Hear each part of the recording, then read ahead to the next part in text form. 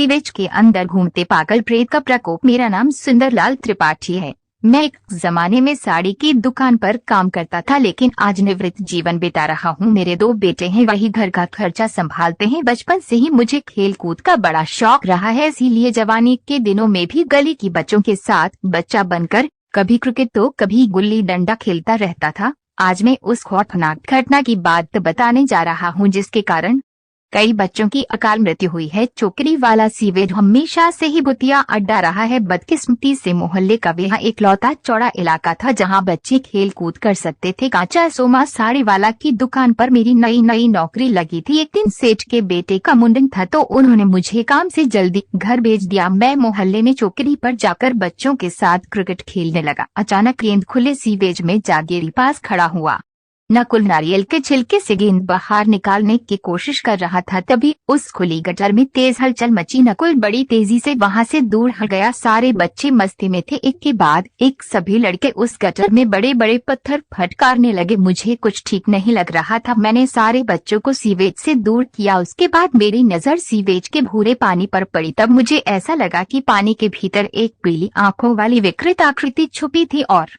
वहां से सिर फाड़ देने वाली बदबू आ रही थी। वह एहसास दिल दहला देने वाला था। थोड़ी देर हुई तो हम सब घर चले गए। उस रात बार बार खिड़की से मेरी नजर चोकरी वाली खुली सीवेज पर जा रही थी। अंधेरी रात में मैंने देखा उस गटर के पानी में खलबली मचने लगी। एक घुंघराला साया सीवेज के ऊपर नाच रहा था। उस भयानक नजारे से मेरे पैर कांपने लगे। कुछ देर बाद मुझे वहां नकुल दिखा। मैंने उसी वक्त जोर से चीख मारी। नकुल ने मेरी ओर मुड़ा, लेकिन वो काला साया नकुल को सीवेज की ओर घसीटने लगा। मैं चीख पुकार मचाते हुए सीढ़ियों से उतरकर चौकड़ी की सीवेज की ओर दौड़ा। वहां जाकर मैंने देखा पानी बुरी तरह हिल रहा था। शायद वह प्रेत नकुल को ले गया। मैं वहीं अंधेरे में दूर बैठकर रोने बिलखने लगा। कुछ ही देर में पूरा मोहल्ला वहां जमा हो गया। मैंने नकुल के पापा को रोते हुए सारी बात बताई, लेकिन मैं चौंक गया जब उन्होंने खिड़की की ओर इशारा करके बताया कि नकुल तो वह रहा।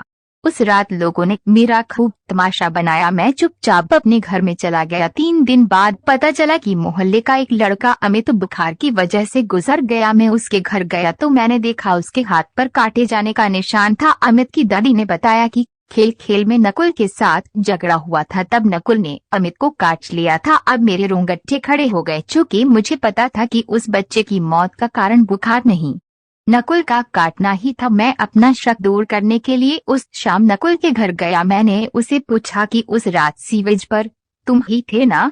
उसने जवाब नहीं दिया और शैतानी हंसी हंसने लगा। मैंने उसको पूछा कि मुंह खोलो, अपने दांत दिखाओ। तभी मुझे नकुल के शरीर से वह भयानक बदबू आने लगी। मेरे उस सवाल से वह गुस्सा हो गया। फिर वह मुझे पागलों की तरह घूरने लगा। थोड़ी देर में भी उसकी आंखों में देखता रहा। तब मुझे उसकी आंखों में वही पीली चमक नजर आई जो सीवेज के अंदर उभरी विकृत आकृति में दिखी थी। मेरे रोंगटे खड़े हो गए। मैं नकुल के पास से दूर चला गया। मैंने पूरी बात नकुल के माता पिता को समझाने की कोशिश की, लेकिन वह सब मुझसे ही झगड़ा करने लगे। इस घटना के बाद मैंने वह मोहल्ला छोड़ दिया, लेकिन उसी अरसे में वहां रहने वाले 3 से 4 बच्चों की रहस्यमयी मृत्यु की खबरें आई। मेरे उस सवाल से वह गुस्सा हो गया। फिर वह मुझे पागलों की तरह घूरने लगा।